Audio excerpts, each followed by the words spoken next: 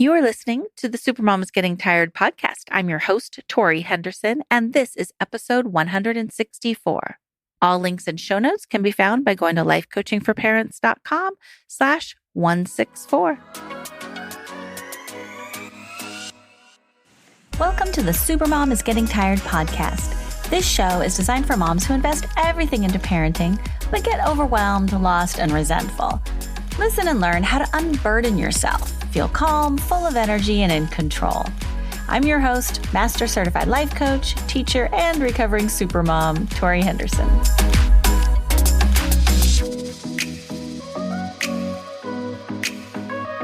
Hello, supermoms, pura vida. I am no longer recording this from the beach with my air conditioning running and my little sundresses. I am now snuggled up under a blanket with my cuddly puppy looking out at snow-capped mountains. But I will try to keep the same pura vida atmosphere and peaceful vibes on today's podcast, where we're going to talk about the Enneagram Type 5. Before we get started, I just want to say how much I am enjoying the Supermom is Getting Tired Facebook community and the Facebook group. So if you are not a member, please join us there. It's been so heartwarming to see how much support parents are having for one another and to hear people relate to the different Enneagram types and really gain insights. My dream for this Facebook group is to really be a supportive environment where you can get real helpful tips and tricks, but also just that support that makes the parenting journey that much easier. So I would love it if you would tell your friends and spread the word about the Supermom is Getting Tired Facebook community as well as this podcast.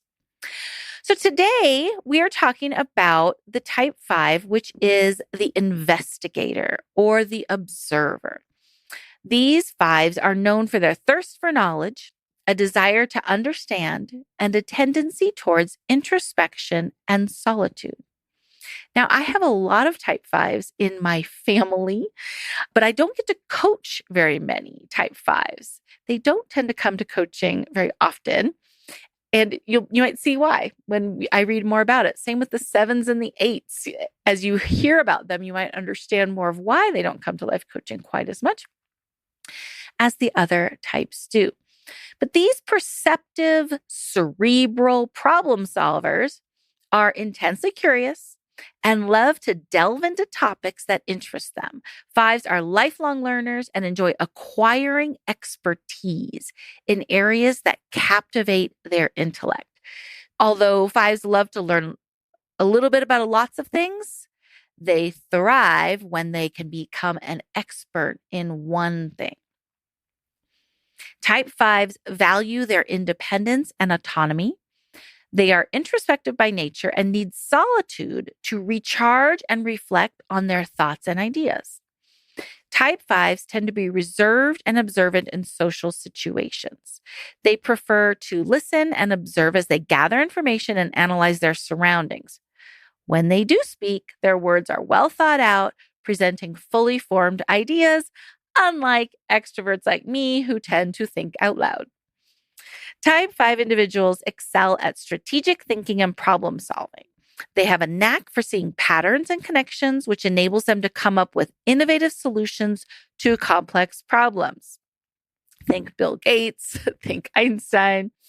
Imagine we all wake up every day with our battery fully charged at 100%. Like a cell phone battery, we have our own little life energy battery. And we start the day at 100%, but as we move throughout our day, work, kids, chores, arguing, and traffic, things can drain our energy so that at bedtime, we are flatlined, 0%. We need to go to bed, recharge so that we can wake up again in the morning at 100%. Well, Enneagram Type 5s start the day with their battery charged at about 20%. And then being out in the world drains the battery so quickly that they need to retreat in order to charge it up again. Just like it's as if nobody else's cell phone chargers worked and you had to go home to charge up your battery.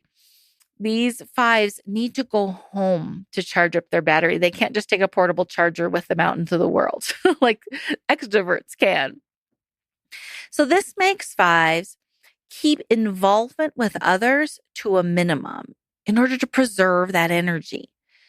Small talk, sharing feelings, and socializing can feel like an intrusion, making relationships challenging and making it like coming to life coaching where there might be talk about feelings, sort of energy drain. So it is not uncommon for reserve type fives to adopt a minimalist lifestyle. They prefer to keep their life simple so that there are fewer demands on their time, energy, and attention. And so having fewer possessions, having a simple routine, eating the same things every day, this makes life easier for them so that they can preserve that precious energy. So the core fear for the Enneagram 5 is being incompetent, incapable, or ignorant. They fear being overwhelmed by the demands of the world and not having the resources to navigate it successfully. The core belief for the Enneagram Type 5 is that they must protect themselves from the demands of the world by accumulating knowledge and minimizing their needs. They believe that by being self-sufficient and intellectually competent, they can avoid feeling overwhelmed or vulnerable.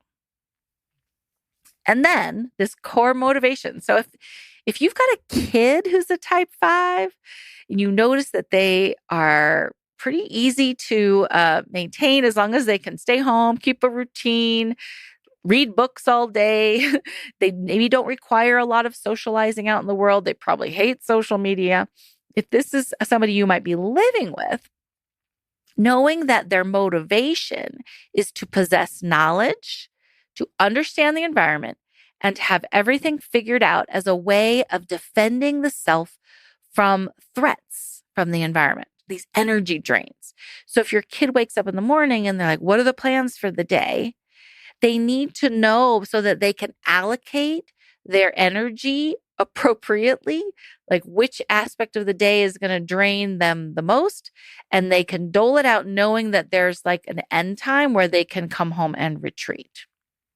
It's just making me think about how hard I tried to get my high schooler to not, he would come home from school and he would take a nap right away. And I was like, don't you just want to like get your homework done first? And then you can like go to bed at a reasonable hour and not be, sleep in the middle of the day and then have a hard time falling asleep at night and staying up super late doing homework. Like I really had this picture in my head of how he should be doling out his energy and managing his time.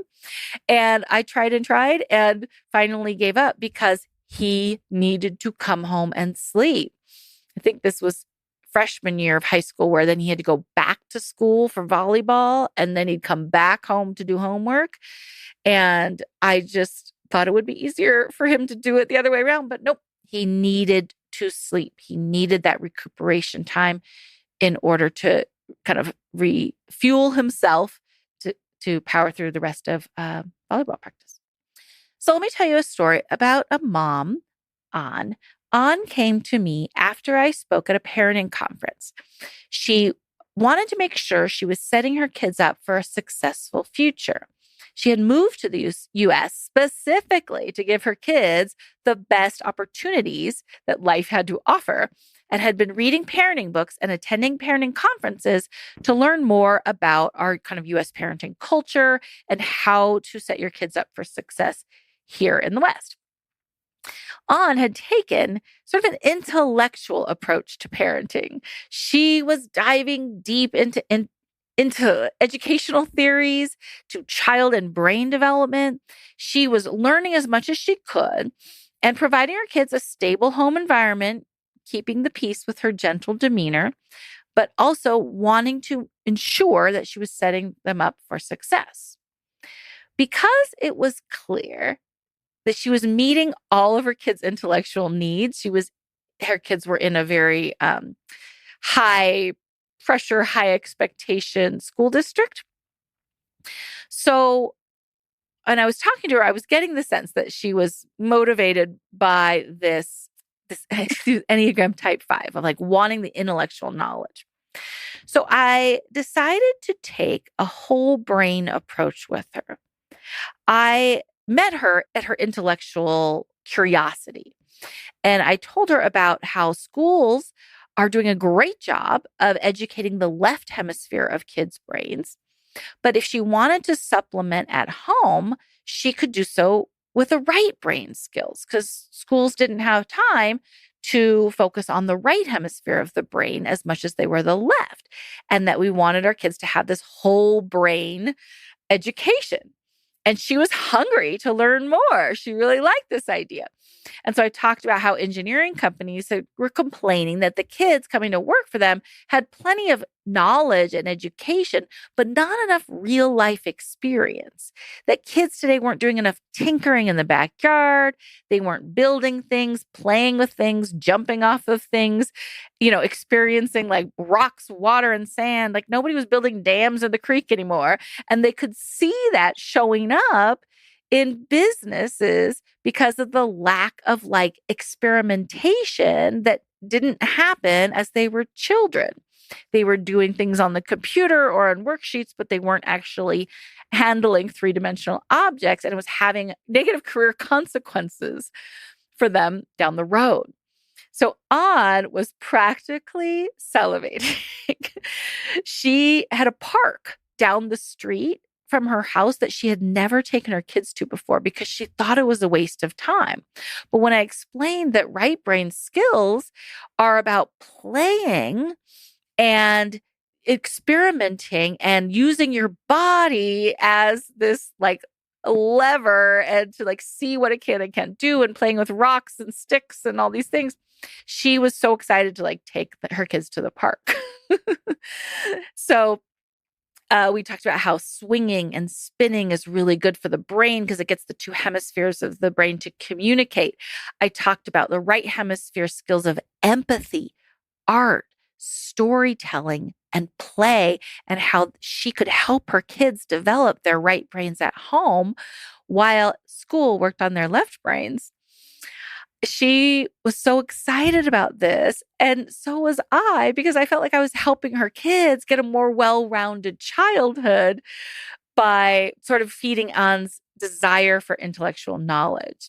I suggested that while her kids were playing at the park, she pick up Daniel Pink's book, Why Right Brain Thinkers Are Going to Rule the Future.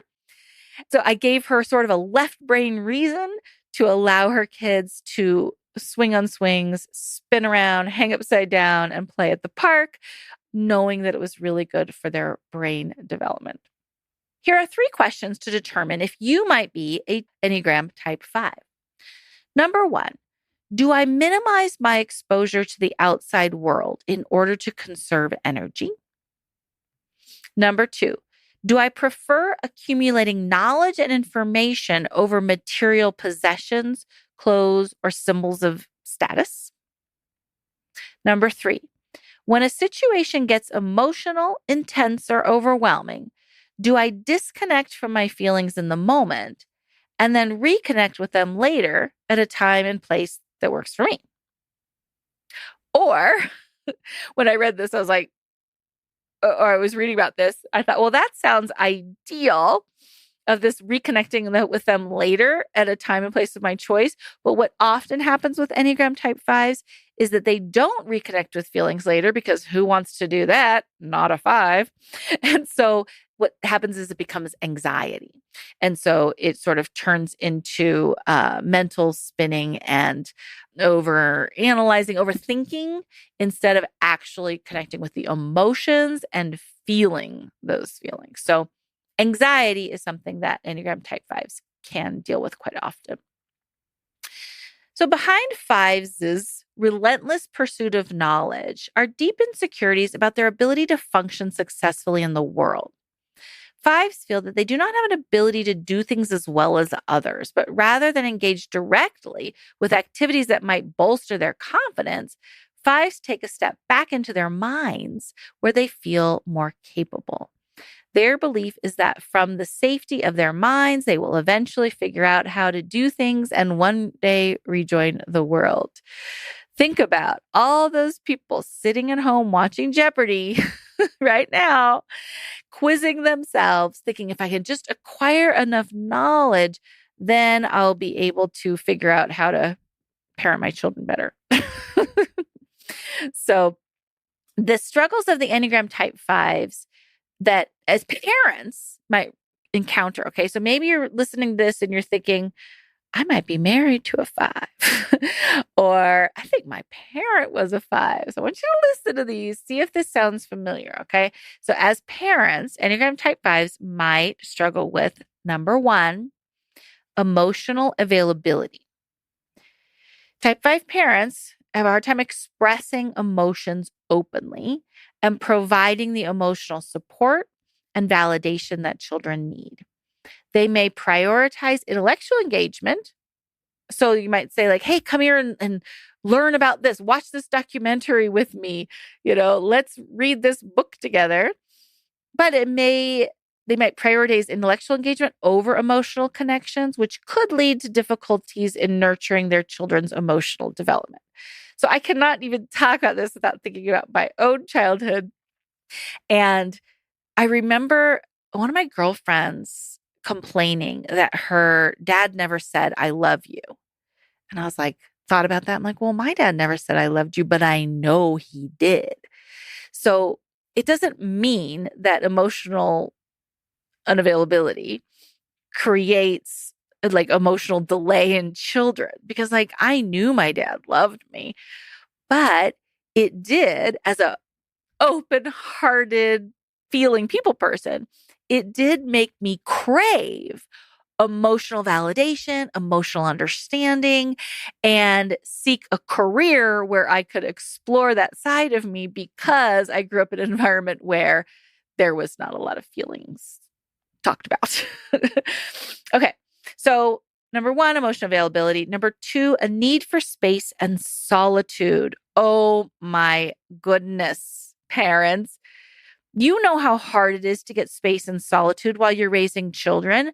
Imagine if you are a Type 5 and you wake up every day with 20% of your battery recharged and you need space and solitude in order to recharge it. Like, these parents really,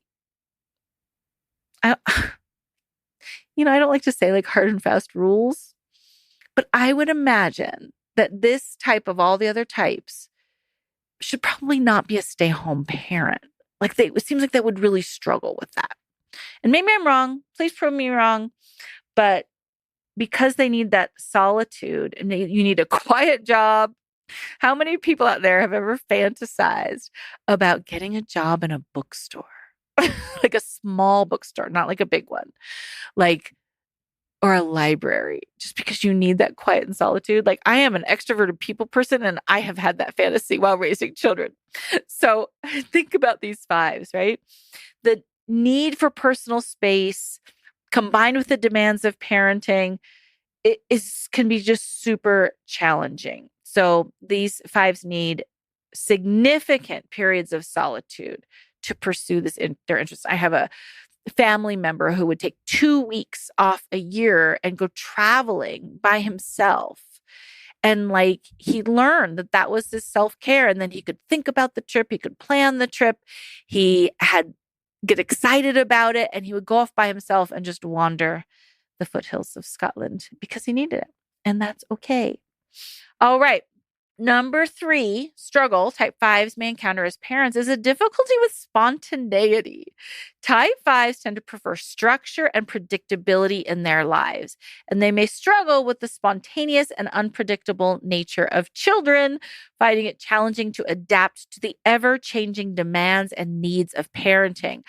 I mean, it's exhausting even for those of us who can handle spontaneity. Like, as soon as you settle your kids into a routine, like with naps, let's say, then they go and change it. As soon as you can predict it, I feel like that's when it starts changing. So think about how hard that is for a 5. who thrives on routine and structure. Luckily, all kids thrive on routine and structure, some more than others. So that's a really like stable environment for kids to grow up in, but it can be a struggle for parents. So number 4, a struggle that type 5s can have is an overemphasis on independence. Type 5 parents might be so ready for their kids to grow up and become self-sufficient that they might be ready before their kids are also ready to do so. So while independence is important and kind of great in this like helicopter parenting culture to have a parent who wants their kids to be independent, it's also crucial for children to feel supported and nurtured as they navigate the world. And number 5 struggle that these type 5 parents can have is anxiety. That 5s tend to have very busy brains and are prone to ruminating, overthinking, and mental spinning.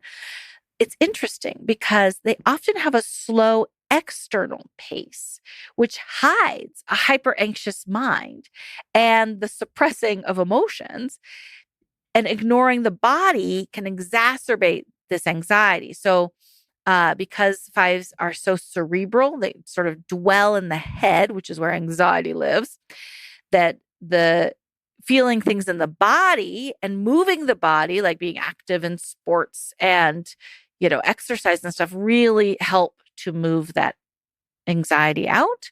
But it's not always the first thought for 5s, the first way for them to react.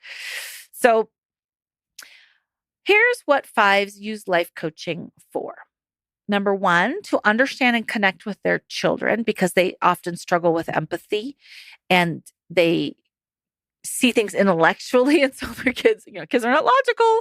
Kids are very much in their emotions. And so that can be really hard for a cerebral type 5. So I like to help my clients like connect with their kids and understand where they're coming from, putting themselves in their shoes, all that stuff.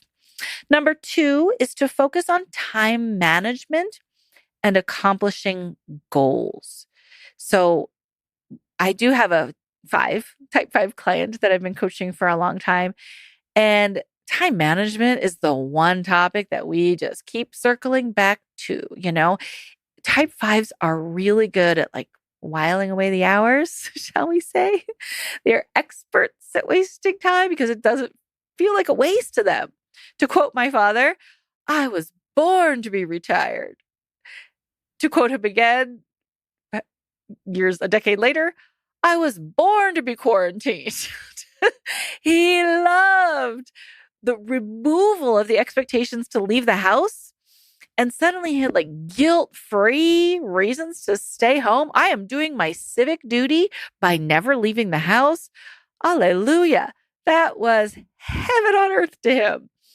So 5s that can manage their days because they love to learn. And the invention of the internet was a gift from the heavens to them because learning is available at all times. So it is really important and helpful for 5s to get out of their brain and into their like daily tasks and to focus on accomplishing small goals and kind of moving the needle forward on the things they actually want to get done in their lives. Okay, so number 3 is 5s use life coaching to reduce anxiety and find tools for relaxing the nervous system because that nervous system, if you think about you only have 20% of your battery charged and you're outside of the house and your battery gets to 0, what happens then is the nervous system goes through the roof and it is very uncomfortable. And a 5 does not want to be caught outside of their house being depleted of energy.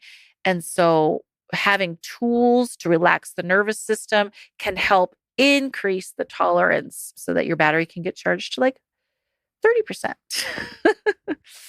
Or take little breaks during the day to sort of recharge and reboost that energy. Like instead of just having your energy drained, how can I create more energy? All right. And number 4, 5s use life coaching to help them take breaks from parenting, which I'm going to tell you about a client that I had named Monique, that I'll call Monique. Monique came to life coaching in what I call zombie mommy mode. She was going through the motions of her life without feeling fully present, alive, or connected. She was sort of numbed out. And she didn't know why. She couldn't name what was wrong. This hamster wheel she ran on every day sort of kept her family afloat, kept them, everything was on autopilot. She had the job she wanted, the house she wanted, the family she wanted, but she was lost. So once I figured out that she was an Enneagram Type 5, it was so easy to see what was missing. Monique needed alone time and she needed to delve into learning something new. Like, think about the daily tasks of work and kids and dishes and laundry and picking up and blah, blah, blah. She was missing that intellectual stimulation that, her job, she'd kind of plateaued at. So it was nice because it was predictable and it didn't drain her energy because she felt competent, but she wasn't learning anything new. And so she started with taking a day to herself to explore the city. She wandered through museums. She spent as much time as she wanted at each exhibit without listening to complaining children. It was heaven. She could explore mentally, learn things, take in intellectual information. Monique came home. Her husband and her children noticed a marked difference in her demeanor. She seemed happier, lighter, more relaxed. She was like her old self. So her husband suggested she take a whole weekend away next time, and she did. She signed up for a free walking tour in the city, diving into the history. She relished the quiet evenings to herself. She enjoyed a 2-hour breakfast where she, get this, actually got to read an entire newspaper. Remember newspapers? Like, they still exist. They've gotten much smaller, but they are still out there. And she loved being able to read a paper. And then she went out and she visited some of the city's historical landmarks and really got to dive into something that was so new and fun and different for her. These weekends that she gave herself gave her the quiet time that she needed to fill up her cup, get a break from the noise, chaos and clutter that parenting children at home can create. And it helped her devote time to this favorite activity that she'd kind of lost, which was learning. So she sort of increased her capacity to be out in the world and have a little more energy by doing these activities. This retreat helped her boost her energy so that she, instead of operating at 20%, she was up to 30% and sort of filled up that cup. Now, other Enneagram types that I have coached often worry about what people will think if they take breaks away from their kids. But 5s don't care about that. These thoughtful, self-sufficient investigators like to maximize their mental abilities, avoid taking risks, and value integrity over social acceptance.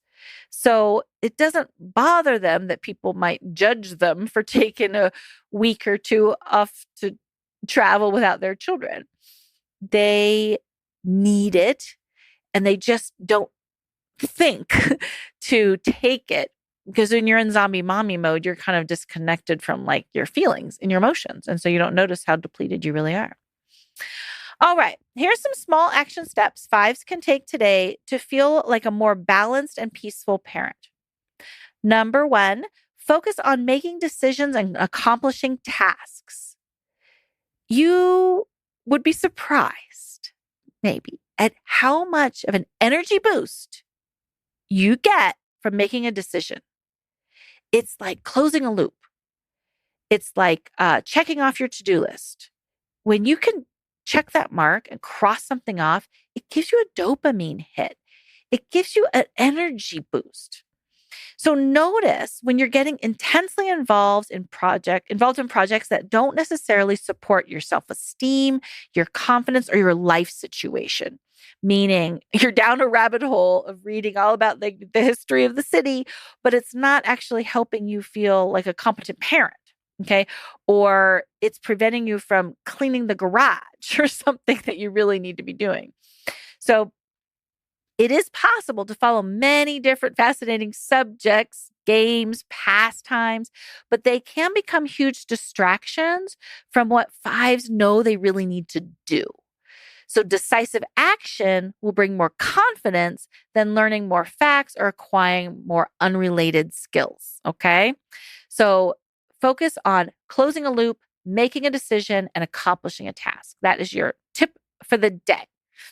The second tip for the day to help fives feel more balanced and more peaceful is to use physical activity to get out of mental spirals. Fives tend to be extremely intense and so high strung that it can be difficult to relax and unwind.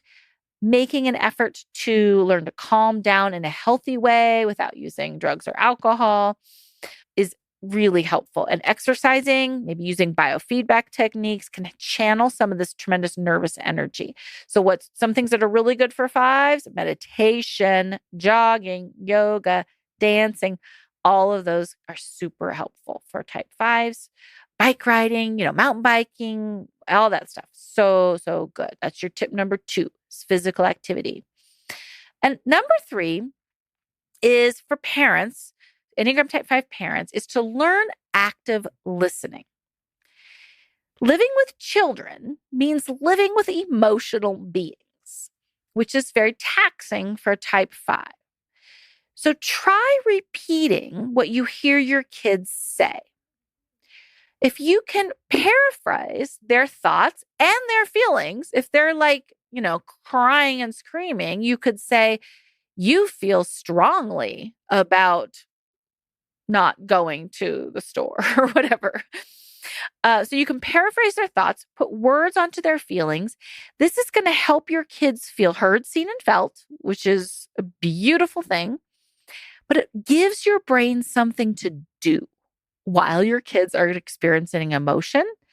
And it can build a close connection with your children without having to empathize with their emotions. So you might not sympathize, I guess is a better word. You might not sympathize of why they're so upset because they only get 1 cookie instead of 2. You might think that's dumb or illogical or, the things that they care about. You're like, I really don't relate. And your behavior isn't appropriate. It's maybe how 5 thinks.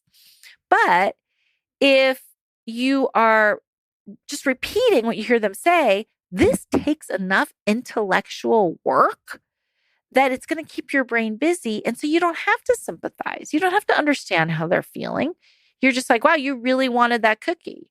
I hear you saying that you wanted 2 cookies and you only got 1, and that you are feeling very strongly about this and having a lot of emotions. You don't even have to name what the emotions are. You could just say what you hear them say and what you hear them, how they are expressing their emotions. And I promise you, this will engage your intellect so much and help your kids feel like you're the best parent in the world. All right, Enneagram Type 5s and those that live with them and love them. I hope that you enjoyed this episode. I certainly have a huge place in my heart for these types. And join the Facebook group and let me know if you are living with any of them. I think there's some really good tips for parenting them that I didn't get to talk about because of time. So maybe we can talk about that in the Facebook group. All right. Take care. I will love you and leave you and pura vida. Want a free life coaching session? Go to lifecoachingforparents.com and schedule yours today. And thank you so much for listening. I would love it if you would subscribe and share these podcasts with your friends. If you have a question you'd like me to answer on the air, go to lifecoachingforparents.com/record-my-question, and you can send me a voicemail recording or write me an email, and I'll answer it on the air. Thanks again. Have a great day.